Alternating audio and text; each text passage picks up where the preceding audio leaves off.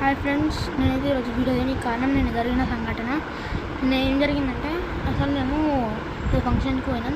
అందులో మాకు ఇది గోస్ట్ ఉంటుందని నమ్మను, అయినా నాకైతే కనబడింది. మా చెల్లి వాళ్ళకి కనబడిందంట, కానీ నాకైతే ఒక సంఘటన పడింది. అది నేనైతే ఒక ఆ విండోకి బాటిల్లో ఏమో రెడ్ కలర్ పోసేటప్పుడు ఆయన గూగుల్లో చేసి చెప్తాది ఏందో.